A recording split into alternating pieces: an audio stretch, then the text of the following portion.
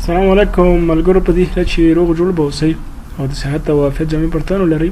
نن مې تاسو ته دا ښودل چې څنګه کولی شو د یوټیوب څخه یا د فیسبوک څخه یا د ټیک ټاک څخه په کمپیوټر کې ویډیو ډاونلوډ کړو بغیر د ډاونلوډر څخه.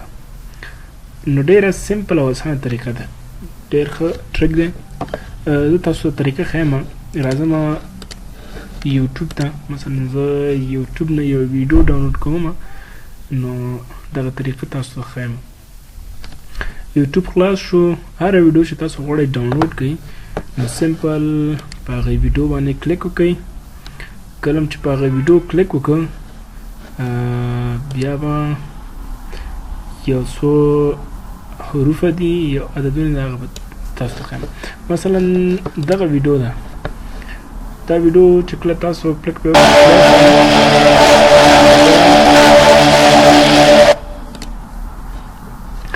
راځم څه به کوئ چې کله ویډیو پلی شو پاس دغه چې ده د ویډیو لینک دی، په دې به کلیک وکئ. په دې چې کله کلیک وکړئ دغلته دغه www.youtube دغه ساحه کې په دغه ځای کې به تاسو دوه دانې ایسه یعنې ډبل ایس به تاسو اضافه کوئ او انټر به کوئ. چې کله مو انټر کړ دا به اتومات تاسو ته یو ویبسایټ خلاص کړي د safram.net په نوم باندې. دلته به دا خپل اتومات دلته اوس دغه کوي، پروسیسینګ کوي او ویډیو هغه ډاونلوډ اپشن درکوي. دلته مختلف ریزولوشن کې ګورئ ډاونلوډ MP4 220 په دې چې تاسو کلیک وکړئ دلته به نور مختلفې ریزولوشن درکوي. وړې اډیو کې ډاونلوډ کوئ په 360 کې 480 220. که ویډیو فول ایچ ډي او نو د نور اپشن هم درکوي، یو 080 او فول ایچ ډي اپشن هم درکوي. نو زه په ډاونلوډ باندې کلیک کوم. ډاونلوډ دغلته به تاسو ته بعض ویبسایټونه خلاص کړي، خو دا نه به کلوز کړئ دلته په 360 کې.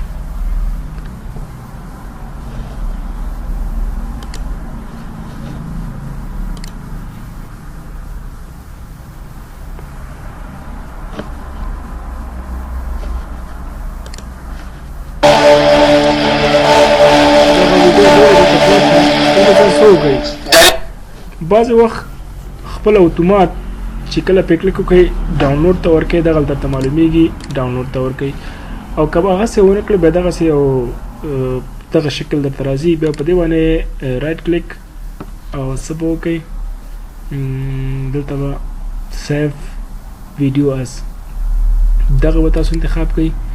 دغه چې کله تاسو انتخاب کړ بیا به دلته چې کوم ځای کې غواړئ سیف کړئ په کوم نوم باندې. زه مطلب په یو نوم ورکوم، مطلب په څو حروفه لیکم او ورته وایم چې په ډیسکټاپ باندې ما سره سیف کړي.